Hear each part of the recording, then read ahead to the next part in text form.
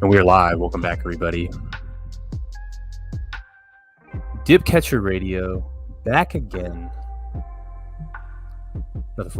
Another wonderful day in Hexaco, another wonderful day in Maximus, and a wonderful day in Poly. How's everybody doing? So today we're just going to be talking about just kind of what the future of Poly looks like. That everything's kind of stabilized and the market's just pricing in the reality of the situation. We have a pretty bright, exciting future ahead of us with Poly.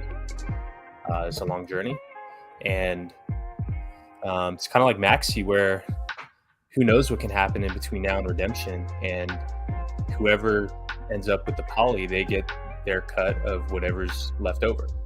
And so there are a couple dynamics there. One, much like with Maxi, when there was the team launch, there was a big deflationary pressure on the Maxi supply. And so Maxi was burnt, which caused each Maxi token that was remaining to be backed by more Hex.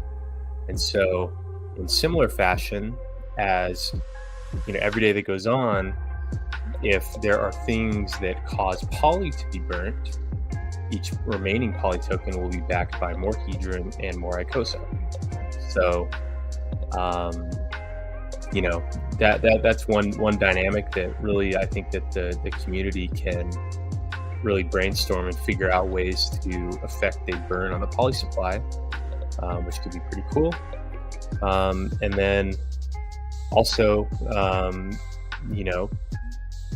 the ICSA yield. Who knows what happens with that?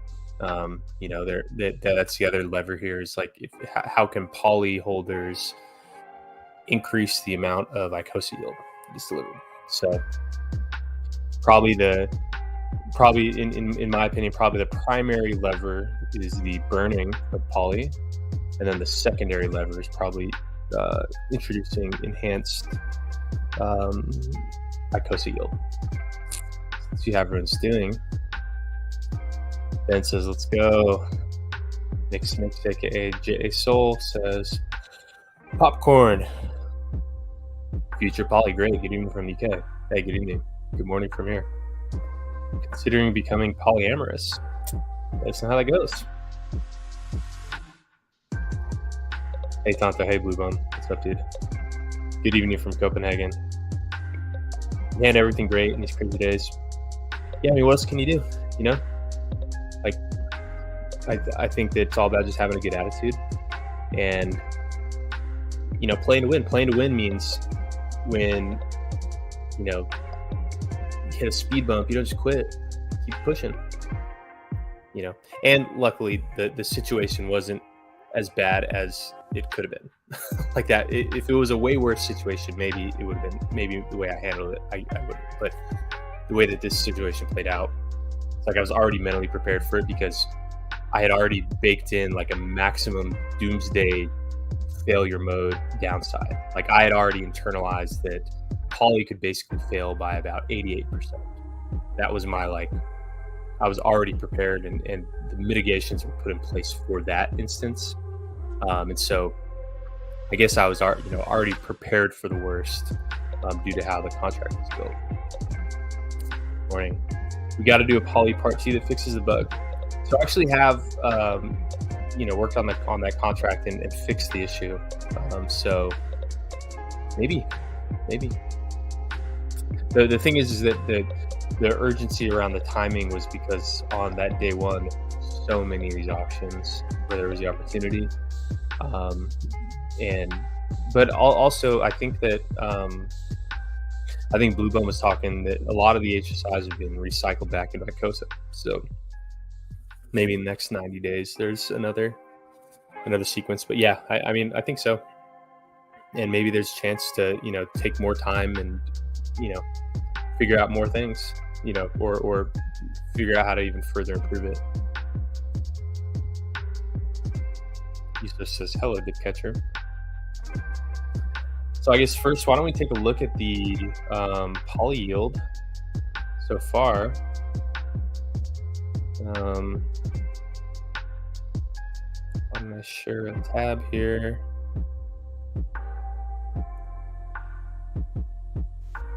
Okay, and then let's look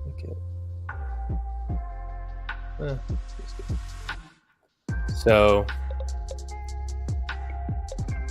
Poly currently has 555.5 trillion stake points. 139 billion of it is staked, and then the remaining Hedron is set to be staked in about 30 days. That's just when it's scheduled to be eligible to stake. It's part of the fallback mode. And then here we have the ICSA yield so far is about 43,000 ICSA. So it's pretty big. It's really big. That's across day 261, 262, 263, and 264, which is the current day. And so it'll continue to tick up as we go on. And I might be missing a day. I'll have to really look at exactly what, how I think this is, in terms of the day the stake started, because this stake started, our stake start day was 260, and so the way that the payout is calculated is it's there's a value in the ICSA contract called Hedron pool payout, and that's like a running sum. That's like a payout per stake point, and so you subtract the Hedron pool payout from day 261 minus the Hedron pool payout from day 260, and then that gives you your payout on day 261. And so I think what this means is that our first served day is 261, and actually no, would that mean that the first, I don't know. Regardless, I think we're capturing all the days. We may be missing one day in this. So we'll continue to make sure that this is all lining up. When I asked people in the chat, they said it sounded right compared to the stake points that they had received. So, but again, we'll have to sort that out. But about 43,000 ICSA. And how much is ICSA worth right now? Let's see. Let me share a whole different set of screens.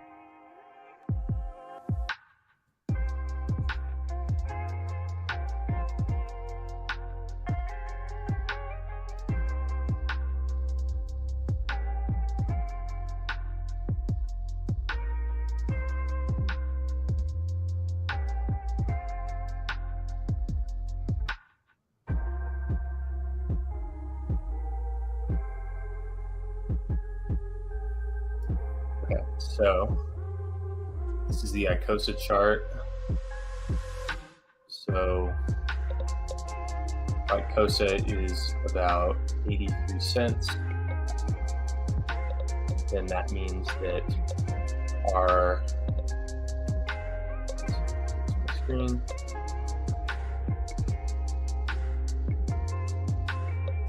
So with ICSA being 83 cents, our yield, which is 43158 times 0.83.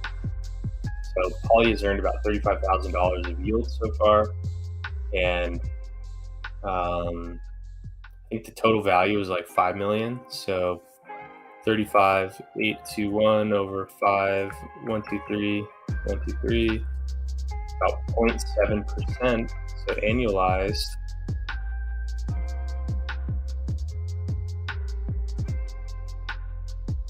just annualized APY, 261% APY. Again, there's some extraordinarily high yield on some of these days, But who knows what the future yield is going to be? And that's kind of what we're going to be talking about today is really like what affects the net performance of poly by the end of the stick. So, the ICSA yield is there's a handful of these drivers here. There's ICSA yield, there is poly burnt, and then there's price at N and ICSA price at N. So those are the four aspects that are going to drive the performance of the system. So, poly burning, like how do we increase that? Okay, so maybe someone in the community organizes a or like in a future product, in order to mint the new thing, you have to deposit poly, which puts the bid on poly and then causes a burn to happen. So, like how we did in Maxi, like with Team Launch, where in order to get Team, you had to mint with Maxi, and part of that caused Maxi to be burnt. So that's one way to do it. So, start brainstorming. That'd be a cool thing for people to organize, or if you're launching a product, to include poly as part of it. So that's kind of one way to do that. And then how to drive ICSA yield. That's a hard thing because it's like it's very difficult for like to actually make a big impact on that yourself. It's more like you want other people to be doing some activity, and the activity is generally getting the hedron burn through the ICSA buyback. So that's the the other driver. So that's probably a little harder to make a direct impact on yourself, because that's really like a system level thing, and prices of assets, like the price of ICSA versus Hex, has a lot to do with that. So one way to do that, to try to get more people to bid on or to resell their HSIs back to ICSA to increase the yield for everybody, one way to do that is to simply hoard ICSA, which is exactly what Poly's doing. Like all this ICSA that we're producing, compared to other stakers, like a lot of other people are probably going to be carving off some of their ICSA yield and selling it, and that's pushing the price down, and that's making less people want to sell back HSIs to ICSA. But with what we're doing, much like how Maxi is basically hoarding its hedron for 15 years, not staking, not doing anything, and likewise, Poly is hoarding its ICSA, so it's providing price support, and it's not competing for the ICSA stake yield. So Poly is a big boost to the ICSA value, which can help drive the system forward. So we're kind of already doing that in that sense. But yeah, so the more that the ICSA yield goes up, the more, and the higher the price of ICSA goes, the more value that's captured by Poly. So we're kind of, I'd say that's how Poly is just like naturally set up to contribute to in terms of the ICSA price and the ICSA yield, and then the hedron price. So that's really the main thing, is not so much on burning for that, it's really just on demand. Like what can we do to have a new buyer coming into crypto with $100,000, what's going to make them hit the buy button on hedron? So that's the other way to drive price. So there's kind of those four different levers. Some are a little bit easier to attain than others, but I think those are the things that are really going to impact the performance. That is hedron price, ICSA price, amount of poly burnt, and ICSA yield. So we're just gonna keep pushing forward on that. Are you still in several minds as to the best way to move forward? Leave it, something to get the issue. Yeah, I mean, as of now, still an awesome asset. So there's, and who knows what will happen? That will remain a mystery. Perhaps one day you'll suddenly wake up and something will be different. let's see where we can keep buying HSIs over time and not just one-time event. Yeah, maybe. What's up, Hydro homies? What's up? What's the game plan? Right now, I think we're just going to sit tight and see how it plays out over the next couple of months or years, and then keep driving. ICSA staking pool, maybe. The bonuses not being actually real. What's pretty funny is that if I knew that the bonuses weren't going to actually work out, perhaps I would have made the fallback option just Hedron. You could just redeem the Hedron immediately. But because we thought that there were those bonuses, that we're like, okay, well, staking is still an awesome fallback option, and it's makes it so that people that are in it are committed. But yeah, perhaps an ICSA staking pool could be useful. Sandy Beach, what's up?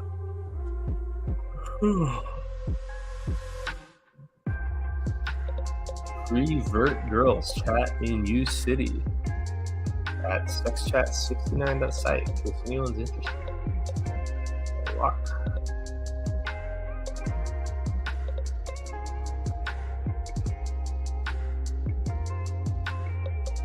See the poly price.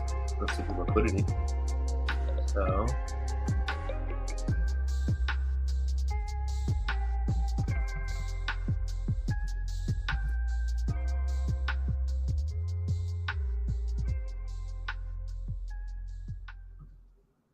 let's switch to price in poly. No, we want to switch to price in Hedron.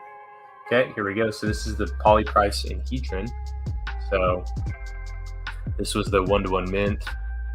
This was when problems started arising. Instantly priced in the 0.85, backstopping. And then over the next couple hours, people just panicked. Somebody sold their bag down to, let's see how that actually looked on the minute chart. Let's see who got filled. So someone actually sold all the way down to here.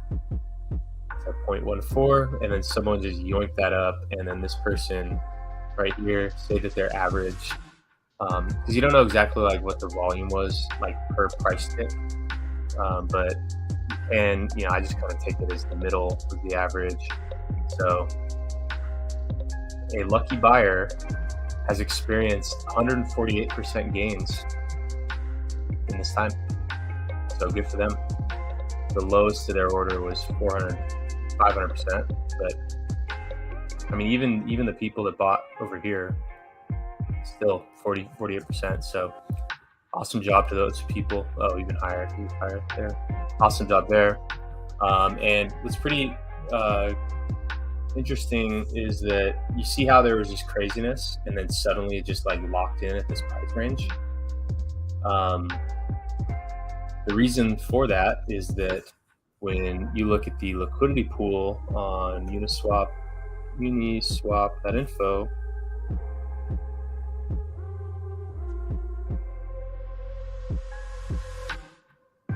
you're going to look up the Hedron, probably show up in the poly pools.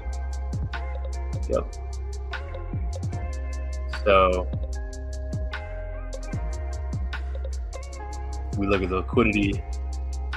Right around that time, someone put this massive liquidity wall in there. So right around this time on the 14th, there was just a huge amount of liquidity on both sides. So all this is Hedron. So each one of these bars, so here, let's zoom in a little bit. Each one of these bars has about 6 billion Hedron. And so 6 billion, that's 1, 2, 3, 4, 5, I think it's 2.6, $15,000 in each bar right here. So we have 1, 2, 3, 4, 5, 6, 7, 8, 9, 10, 11, 12, 13, 14, 15, 16, 17, 18, 19, 20, 21, 22, 23, 24, 25, 26, 27, 28, 29, 30, 1, 2, 3, 4, 5, 6, 7, 8, 9, 40. So we have 40 times 15,000, like $600,000 of buy support right here. And, but also kind of meeting that, we have 1, 2, 3, 4, 5, 6, 7, 8, 9, 10, 11, 12, 13, 14, 15, 16, 17. And so if those are about the same, so 17 times 15,000, it's like 255,000 on that top end. And so it really takes a lot of buying and selling to move the price materially in one direction or the other.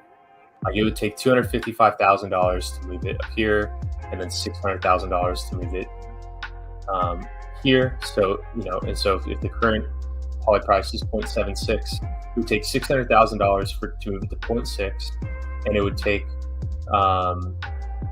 that higher amount to be it would take $255,000 to move it to 0.85. So it really does take a considerable amount of buying or selling to move the price. And so that's why we're seeing price within this really tight range. So here, let's zoom in on this little range here. So just so you can get fine detail and Fiat Auto. So, despite the pretty thick liquidity, since there has been that big liquidity put there, so here, just from like right here, we've seen the price inch up over this time by about 6%. So I think what that is just that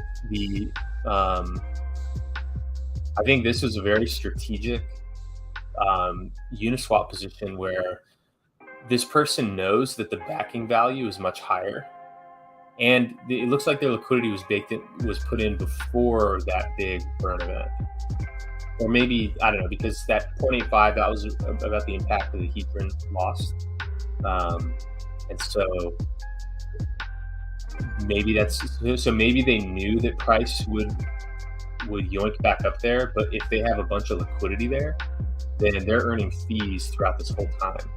So if it's 0.3% fee and the trading volume was 70K, and if that one person accounts for assume 100% of the liquidity, so 70,000 times 0.003, $210 of yield today in the last 24 hours. So pretty decent yield on that. I think the volume was even higher the other day. So probably what that liquidity provider is expecting. They're expecting that the market is just going to price in the underlying value over time, and that there's going to be just a lot of trade activity here, and that they're ready to scoop up any dip in the poly price. So pretty savvy liquidity provision technique here, where they're willing to step in as a buyer between 0.6 and the current price. So they're willing to scoop up that dip. People that want to just exit poly, and they think that there's going to be a lot of trading activity in between now and the par value. So they're going to be earning fees all the way, perhaps scooping up more Hedron. So maybe but also just really earning fees. So they had to have a ton of poly to start with. I think that they are one of our largest holders. And kind of, so you probably, as long as this thick liquidity pool is on both sides of this, you can probably expect the price chart to kind of look like that. But maybe it continues to inch up just as people price in the net asset value. But overall, pretty interesting. Very,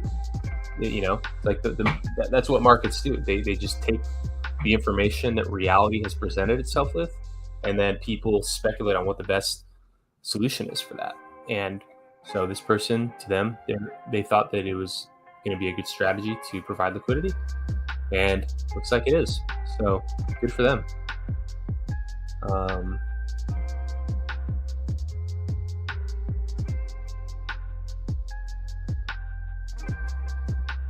Sounds cool to me. Appreciate all you're doing. Will there be a max airdrop to poly holders? We'll see.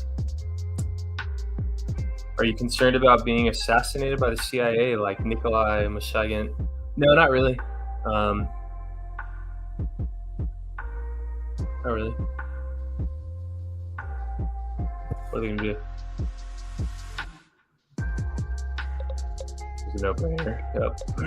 Good afternoon. I knew I missed out on the info. All good. Looks similar to ICSA when it came out. Kinda. I forget risk stream. Relay calling. Yeah. Oh yeah. I know. I tuned. LP's wave. Still missing word. Poly.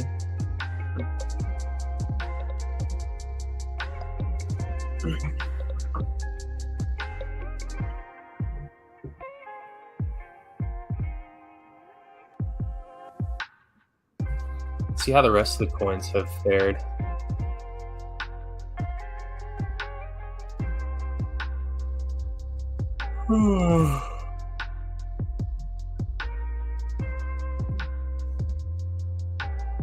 So Maxi Hex looks like it's taken a little. Well, let's see. No, we didn't need repair. We just need to put the price in Max and Hex.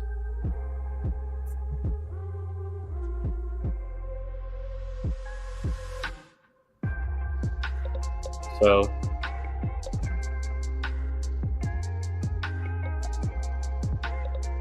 Maxi's just kind of doing its thing, still pricing in about a full 1.5 years of yield, almost 1.5 years. And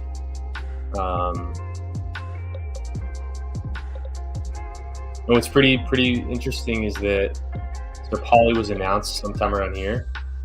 Maxi actually took a big leg down due to Poly being announced, probably because Poly was really going to be the next asset that was backed by max length hex stake. And so perhaps some of the demand for Maxi, I mean, we already saw a lot of these people were selling Maxi for Hedron and then minting Poly with Hedron because, you know, the assumption was Poly was going to be backed by a bunch of these max length hex stakes. So people, again, were trying to run it back, kind of how people were trying to run it back with Desi. These people were trying to run it back with Poly. And so now that there's less supply of liquid tokens backed by max length hex stakes, perhaps we see something, you know, just whatever price was, you know, set to be during that time. You know, maybe we regain some of the losses that had happened due to people rotating into Hedron to mint Poly. So yeah, that there's just like going to be less competition for this long-term liquid hex stake. So it's kind of cool. Desi, Hex Desi, invert the pair, switch the price in Hex. So Desi's at about a 10% discount from net asset value. Basically it was priced, you know, people yoinked it up and then yoinked it right back down. And which kind of makes sense. I mean, you know, when we compare here, let me pull up this one. One sec, you guys.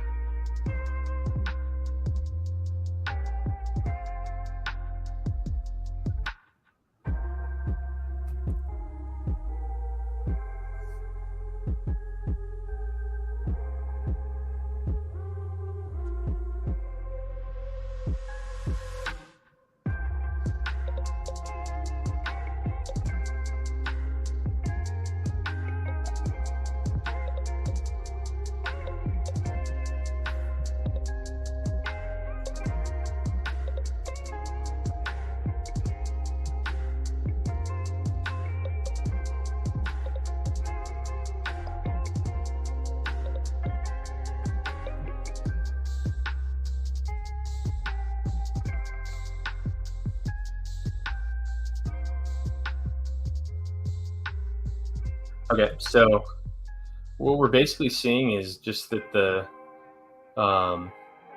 you know, base and trio are holding close to that 1-to-1 peg just because it's relatively soon and it's just kind of silly to be too far off that. But basically, like if you watched every single stream where I talked about these, where I was saying base and trio have like least room for discount and premium, whereas Lucky and Desi have the most room, we're literally seeing it like right down the line of base, trio, Lucky, Desi, the discounts, just because one, you know, there's,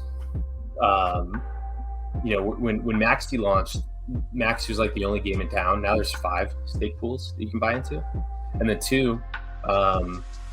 you know, just being so far away, it's just more uncertainty. So the uncertainty calls for more volatility, and that's kind of what we're seeing play out here. You see Maxi at that like 88%. It was, that one's been, or the team Maxi chart.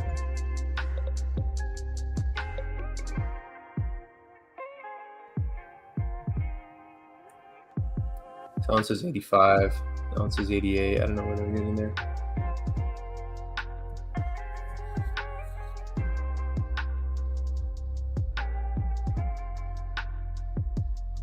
So team got up to here, 95 at one point, and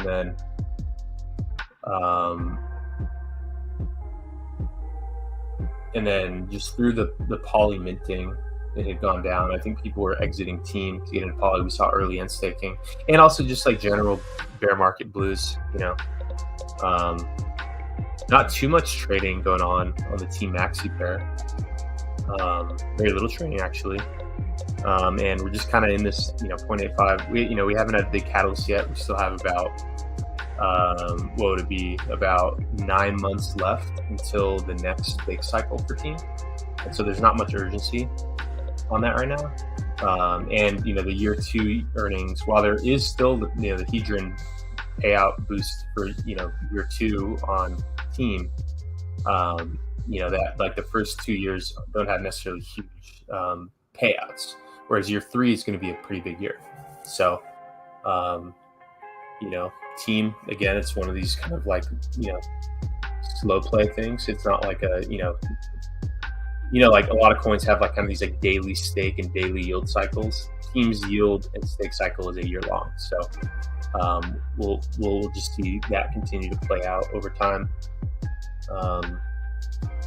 amidst everything else.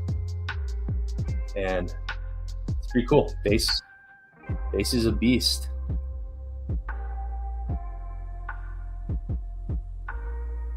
So there's a water pool.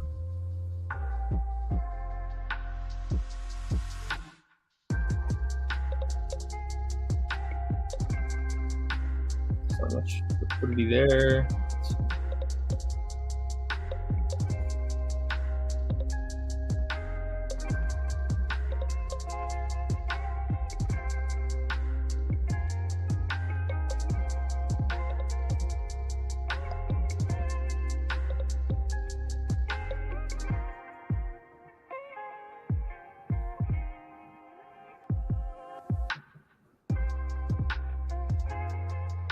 Yeah, well, that's probably too little liquidity to really analyze, but yeah, it's crazy how liquid this is. Because there's 269 billion Hedron. That's like 15% of the amount that was minted. It's crazy.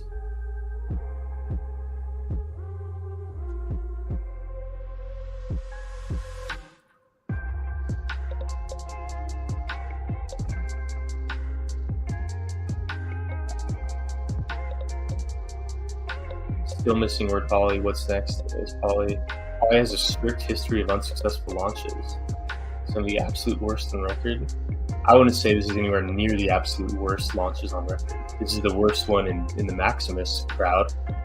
So 1 out of 8 had an issue, and that issue was limited to about 15% in scope. So what is 0.15 times 0.125?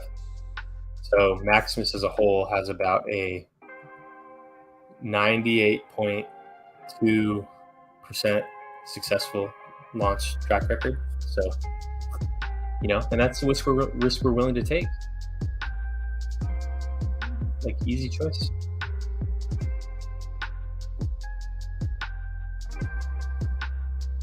Well, hex penalties. Hedron losing to hex. How are people dumping this subject firm? Yeah, I mean, it's like the people that are dumping, they don't care about little gains. The people that are dumping, especially the hex, and by extension Hedron, because the biggest Hedron holders are the biggest longest hex holders. Their perspective is so different than yours. They don't think the price is low here. To them, the price was high at 1 cent. So it's not like it's not so much the people. I mean, there are the people that bought the top or something, but they just don't have much hex to begin with. They're not really moving the price. Anyone who bought the very highs, they don't have enough money to move the price. The people that really move the price are the people that bought before most people ever heard about hex. And they bought when the price was 1,000 times lower, and when the share rate was 2.5 times lower. So that's in summary what makes don't know if all the perpetuals trade below the hex price. Just people that there's just more supply than demand at the current time. So there's, like when there's a hex bear market, what that means is that there's low demand for hex. And so by extension, there's kind of low demand for staked hex. So, there's not like a rush to instantly buy that up because there's not like a lot of just demand in general. And then two, a lot of people that minted the pool tokens, they were looking for like a quick flip, like with Maxi, how it just went 2x. And so a ton of people, like kind of like when the whole peanut gallery crowd is just like, oh, this is going to happen. Like when everyone unanimously predicts that something's going to happen and they're all going to get rich, that means that it's not going to happen. So that's kind of how the perpetual pools played out, is that everyone thought that they were going to run it back like Maxi, instant 2x. And then there were so many people that were certain that was going to happen that it's just not happening. And so as those people who were going for like a quick short-term flip, just sell and get, and those tokens get redistributed to the people that are just going to hold their, hold the mistakes, then that's kind of, what makes it go from the discount to the premium. There's somewhere we can see the hex each perpetual is worth now. So I am working on the perpetual dashboard. It's kind of messed up, but pull it up in, probably ended like I'm the thing I'm working on right now is the dashboard for this stuff. So we'll do that. Yeah, we probably made a 95 million hex penalty payout. Pretty good. Yeah, check back maybe tomorrow on portfolio.maximus.cash. I hope like well, actually it should be right. So portfolio.maximus.cash.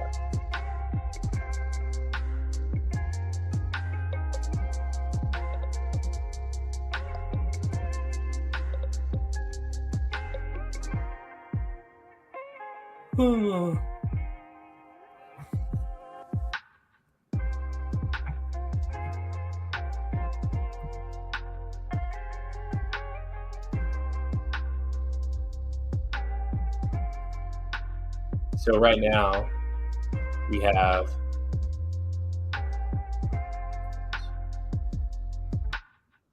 so portfolio.maximus.cash will show it.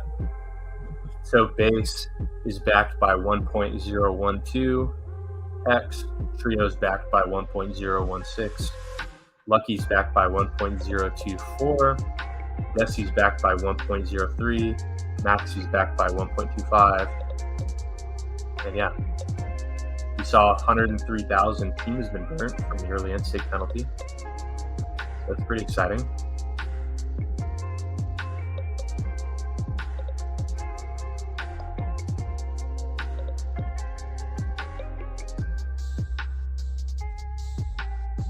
Your work, thank you. Would it be better if I bought HDRN and mint poly, or I bought poly? Well, so poly minting's done. Poly minting ended on Sunday, or Monday actually. Well, depending on what your UTC. So poly minting is done. So you can now buy poly, and with one HDRN, you will get 1.3 poly, and your 1.3 poly, 1.3 times 1.1 can be worth 1.43 HDRN. Not on the market value, because the market is trading below the net asset value. But since each HDRN, or since each poly is backed by 1.1 HDRN plus some ICSA, you can basically buy poly and get 1.4, and now your asset is backed by 1.43 HDRN. So 1 hedron in converted to 1.43 hedron,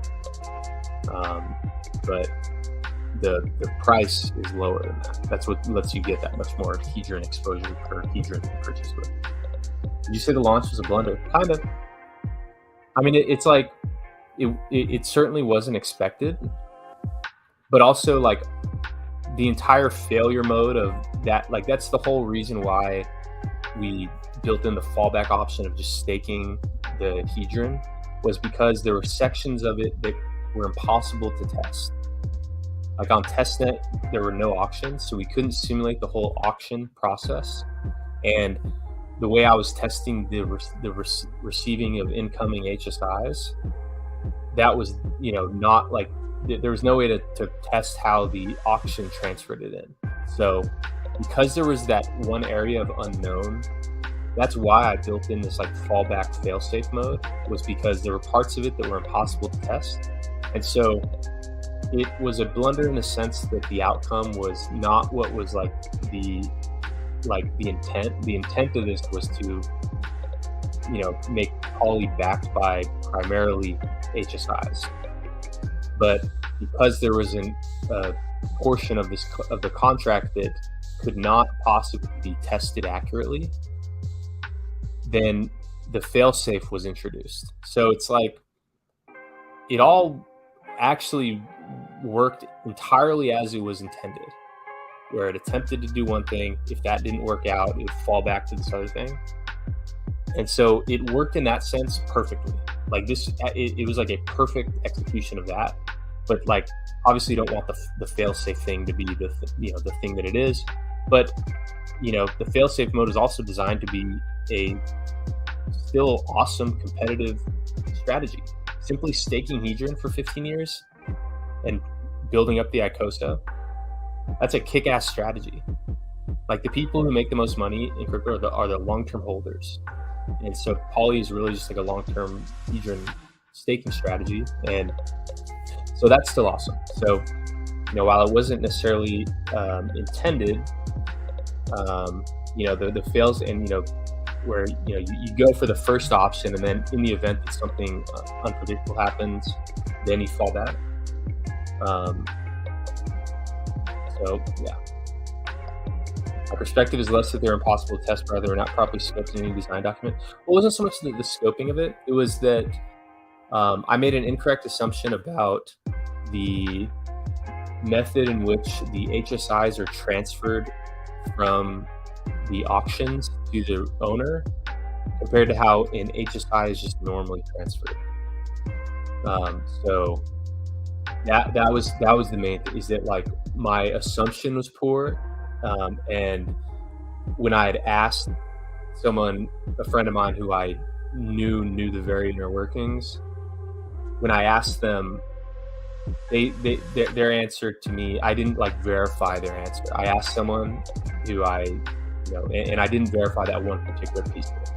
So that was like the main thing there, is that my assumption was that the HSIs that were transferred from the auction to the winner were transferred using the standard tokenization, where it's an NFT and that's what allows it to be transferred, which is not the case, which I found out this way.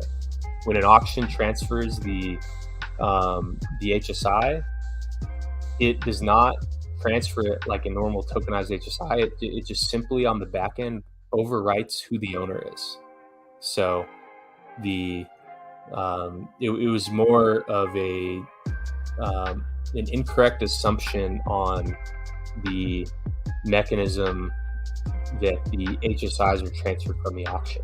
So that was like the root cause there. I do agree that mimicking the strategy of Max makes Poly successful token. Yeah, so that's it's basically like Maxi for Hedron, which is still cool. It's gonna happen with the water ETH now, since it isn't forbidding. We'll find out. Only one way to find out. Did you miss the contract call? We're calling the HSI back from the auction winner in this. No, it wasn't that I'm missing that. It's that when that function was called, because anyone can call the function, it's called liquidate loan exit. Anyone can call liquidate loan exit, and then that's what delivers the HSI from the winner to the contract. And so it's not that we're missing that, it's just that when that function is called, it doesn't send in a tokenized HSI. It just overwrites the owner of the HSI. And so like our system, which processes the incoming HSIs and schedules them to be ended, those ones like that, or that function, it just can't properly schedule the end. And so those HSIs are effectively burnt. So in effect, it's effectively burnt like 29 million hex. It's kind of what it came out to. So maybe it's gonna open the door to collab with Alex. I mean, it's like kind of already do collab, not in like a direct like coordinator, like, oh, you work on this, I work on this. It's more just like kind of working towards the same stuff in general, and there's overlap. So like, I view collaborate, like anytime I, any of my contracts call any of his contracts, I view that as collaboration. And what the source address did by, kind of injecting some value into Poly, that's a form of collaboration. That's like an awesome contribution, just boosting the underlying value and helping, undo an issue. So yeah, there's kind of already some collab going on.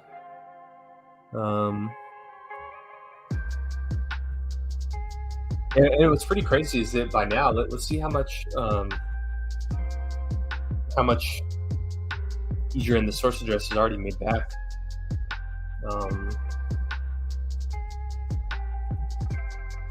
Look, HDRN on Etherscan.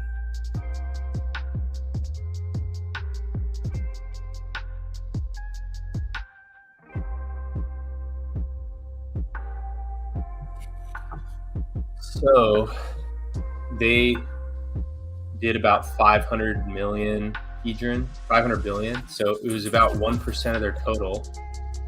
And in the meantime, just in the last couple minutes, they've regained a bunch of HDRN. So, and I wasn't actually able to export this. I was trying to get the, I'll have to do some more rigorous analysis on how to actually measure the amount of HDRN that they earn. But luckily for the source address, within a couple of days, they will have re-earned back all of the HDRN that they had minted into Poly and then burnt their Poly. So that's the, if anyone is going to in effect bail out the, that 15% Poly loss, at least it's an address that regains that huge amount within a couple of days. So that's pretty good. We truly have the best of a bad situation. We can't change the immutable mistakes of the past. I might have missed the first part, but where are we headed next? 15 years ago, let's do this. What I was talking about earlier is that, now we can think of ways to affect the burn on the Poly supply, kind of how like the team launch was affected the burn on the Max supply. And we can think about, and I said that we're already doing things that help boost the ICSA yield. One is just, not hurting the ICSA price, which encourages more HSI buybacks. So, by implementing our 15-year staking strategy where we're not harvesting the ICSA yield as time goes on, we're hoarding it till the end. That's going to provide a lot of price support. And by, in effect, diluting ICSA yield that would otherwise go to other people who maybe are selling, we're even further providing price support for ICSA. And by providing price support, we're encouraging more HSI buybacks, which increases the ICSA yield. So we're kind of contributing already in that sense. And then the other aspect of that is just driving HDRN price up.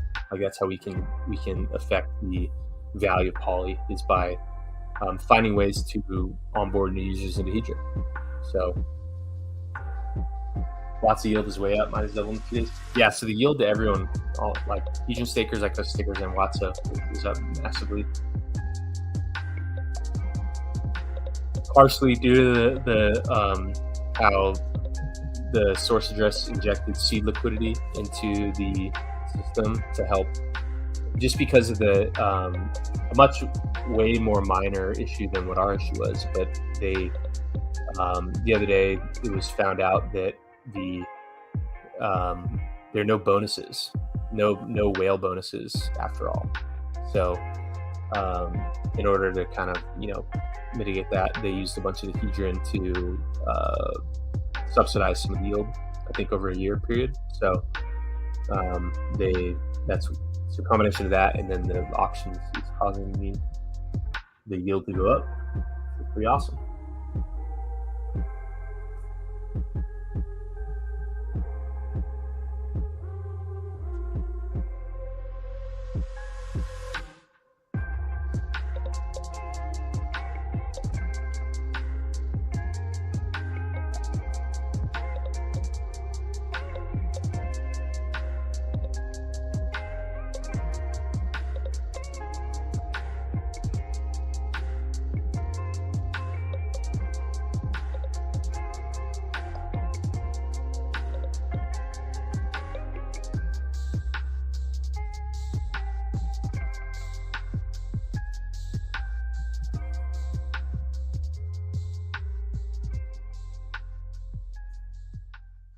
So this is kind of what I'm working on now, is doing things that let us pull in all of just like, because on the portfolio site, I'm having trouble with price feeds from Deck Screener, so I'm actually just pulling them myself. So basically what we have here is that we can look at these and then /pool, what was that, point, pool prices. Yeah, so what we can do, so now I've just created these endpoints where I can read in any of the pools, any pool in general. So right here, pool prices, and then this pool ID is the one from the poly pool. But say we want to get information on another pool, so let's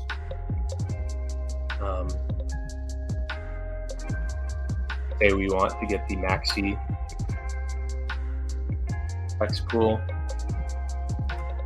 We can simply just paste in the contract address of the pool, and we have maxi per hex or hex per maxi, just depending on what we're using it for. So just trying to make, because like all the current portfolio tracking ones are kind of just like hodgepodge together, so I'm making more of like a formal structure to it. And then here, like, this is where all the contracts are, so I can easily query any of our contracts.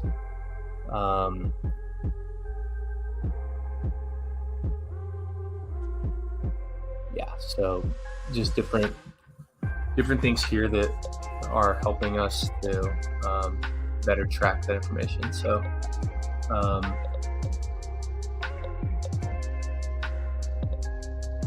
cool to see theoretical premium for max pools or stake hex just time yourself account for. Yeah, so that's what all that information is really kind of geared towards, just improved portfolio tracking. Would love to see a poly team equivalent. How cool! Yeah, that would be.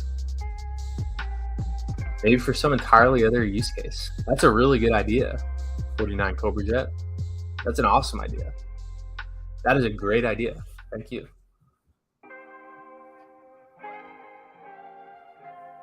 All right, you guys. It's now time. I gotta go do something else. But I'll probably be back later today to stream. More like a coding stream later today. But thanks to everyone for joining today. If you have any questions, hit me up on Twitter. And in the meantime, I hope everyone has an awesome Thursday. We'll talk to you soon. Bye, everyone.